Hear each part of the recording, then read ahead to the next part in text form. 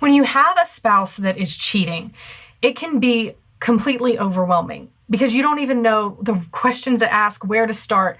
Your heart is hurting. You're scared. There's so many emotions that go into that.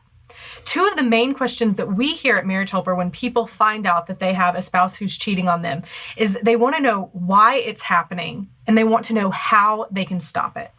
My name is Kimberly Holmes. I'm the CEO at Marriage Helper. And I'm joined today by Dr. Joe Beam, the founder and chairman of Marriage Helper. And as we open this show today, we're going to spend a couple of minutes talking about this topic specifically, because it's one that we get so much. We get so many questions about it, of how can I stop my spouse from cheating? But more than that, how can I know why it happened so that we can keep it from happening again? You see, if you want to start with that first part of why is this happening? Why is my spouse cheating? There's actually two reasons that we see at Marriage Helper that someone would have an affair. One is that there might be a sexual drive for it, and the other is that there might be an emotional drive for it. Now, let me explain what that means. There are different ways that affairs can start. Sometimes they know someone at work, sometimes they go to a nightclub and they get involved in the wrong kind of situation. And when we look at how affairs start, we can see which kind of affair it kind of is, so to say. One that's primarily sexual driven, where someone's looking to fulfill that physiological need. They're just wanting sex primarily, and that's what the affair ends up being mostly about. And then that second one is the emotional one. Now, this one, it typically starts as a friendship. Maybe the two people work together, they see each other at church. I mean, however it might be, they start first by forming a relationship, a friendship of some kind. And from that, the married person, maybe your spouse, if you're in this situation, begins to open up to the person, feels feelings about this other person that's listening to them, that's treating them with this respect and friendship that they haven't felt in a while, and they begin to open up even more. And over time, it evolves into what we would call at Marriage Helper an emotional affair. Now, the specific situations of why all of these things happen, I mean, you could go really in depth for many of those, and we don't have the time right now to navigate and explain how all of those situations can happen. But if we're going to sum it up, it would be those two instances that quote unquote lead in to an affair. Now, me just telling you that, I don't know that it's going to make you feel any better. Maybe it would, but sometimes people hear that, and especially if they know that their spouse is in an emotional affair, it can make them feel even worse by saying, well, I could have done something to prevent this. Why didn't I do something to prevent this? If I was a better husband, if I was a better wife, then maybe my spouse wouldn't have felt the pull and the drive and the need to have an extramarital relationship that apart from me. And what we know at Marriage Helper is no one is perfect, number one.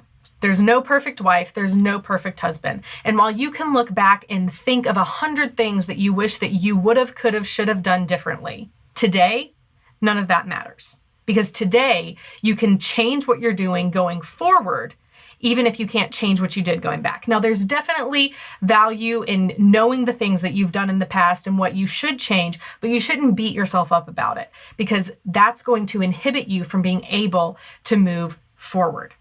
And what we know, Dr. Beam, Joe, at Marriage Helper, is the best thing that we can do when we're trying to move forward when our spouse is having an affair.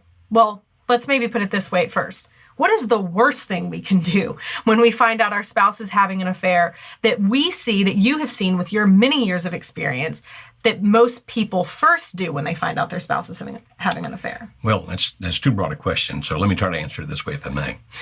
When people focus on trying to save the marriage, like this is what I'm focused on, that's what I'm going to do, almost inevitably they wind up doing the wrong things because they'll wind up pleading and whining and begging or confronting or thinking that somehow I can manipulate you out of this, or I can punish you enough that you'll stop this. And so we say that the worst thing you can do if you want to save your marriage from an affair is to focus on trying to stop the affair, or to say it a different way, to focus on trying to save the marriage. Now, as you heard Kimberly, understand, I'm going to use a little different words here if I may. The first motivation for an affair is not necessarily sexual. It manifests itself sexually. But the motivation might be that somebody wants to violate the rules. The motivation might be that somebody's saying, I want to punish my spouse for whatever he or she did. And so it manifests itself sexually, but it's not always motivated by sex. And the second one, to modify the phrases a little bit, if I may, we call a relational affair. And a relational affair can have two different dimensions. One is the emotional, where that they don't actually get physical with each other. And the other is where they do get physical with each other, but it's really about the relationship. And so, as Kimberly was explaining, if indeed it's primarily, if you can cut to the shot of both of us, I can talk to Kimberly, I'd appreciate that. Thank you. And so primarily it has to do with either it's motivated by something that is actually comes out as sex, and so it comes primarily a sexual thing, no matter what it's motivated by, or the other is motivated by the relationship. And if indeed you try to stop it, if that's become your motive, that's not going to work. So what is the right thing to do? If it's not trying to stop that, then what's the right thing to do to stop it? Well, first of all, I just want everyone to hear what you said and let it sink in before we get to that next part. If your motivation, what do you call it? The focus illusion? Wrong. Well, and this would not be a focus illusion, no. But if your focus of this is, I'm going to stop it, if that is your motivation, your intention behind it, then think about this for a second and understand something. Every action you take, every response you give to your spouse, if that's what you're primarily thinking of, then it's going to be leaning towards that way. And the reason it's not going to work, because you might be thinking, well, how is it a bad thing to want to save my marriage? How is it a bad thing to focus on wanting to stop the affair? Because if that's your intention, you're going to appear desperate. You're not just going to appear desperate, you're going to be desperate, because you're going to try and take control of a situation that you have absolutely no control of.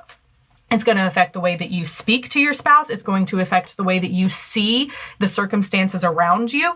Everything is going to be affected. That's why we're saying if you make that your intention, your motivation, if that's what you guide everything around, it's not going to work. Because what you have to realize is that the only thing that you can control is yourself. You can't control what your spouse is doing. You can't control the fact that there's an affair going on. You have no control over whether or not it continues or stops. You don't. The only person that you have any control over is yourself. So that is why what we teach at Marriage Helper is, if in this type of situation, the best thing that you can do is focus on you.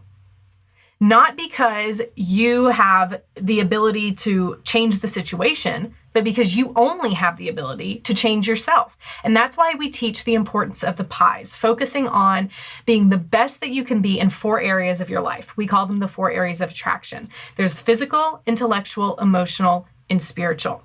We have a ton more about that. You can go to our YouTube channel, youtube.com/marriagehelper, and you can find more videos. We released one just a couple of weeks ago on the pies, where I go a little bit more in detail on each area of that and how you can apply each of those in your life.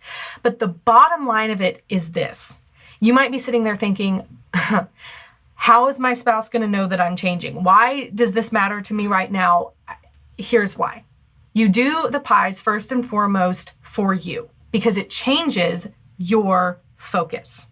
When your focus becomes on being the best that you can be, then physically, intellectually, emotionally, spiritually, you're taking care of yourself. The chaos and the high emotions and the stress and the worries that come with just focusing on your spouse being in an affair will start to diminish. You'll begin to feel like you can start to take control back of your own emotions and your own life, because you're focusing on these things that you need to be focusing on, the areas of the pies. Joe, we got an email from one of our clients overseas, one of our international clients. There's a ton of people joining us even on this show today, our Marriage Helper live show in Germany and all across the world. And so we got an email from an international client over the weekend saying she found us on YouTube. She watched your videos of how to choose between a lover and a spouse and a difference between love and limerence. And from that, she said, I realized what I needed to do, even though my husband was involved in an affair, was I needed to work on my pies. And she said she did that, and it's made an amazing change. You have a person whose husband is still involved with someone else, but she's seeing amazing change because she is working on her pies, and she's eternally grateful for what she's learned. And it's amazing. Yeah, so if I can summarize quickly, because we've kind of gotten more into this than we needed to, which is this. If there's an affair that's occurring, It's going to either be because of the fact that it's going to manifest itself primarily sexually, no matter what motive is driving it, or it's going to manifest itself in either emotions or sexually, but being driven by the fact that looking for the relationship, a different relationship than they have with you. And so the best thing you can do is not focus on trying to change them. Kimberly said that very well, but that you focus on you becoming the best that you can be. And you're saying, but I need to stop what they're doing. The best thing you can do is focus on the only thing you can do, which is become the best that you can be. And so hopefully we've made those points and you heard that, and that becomes summary.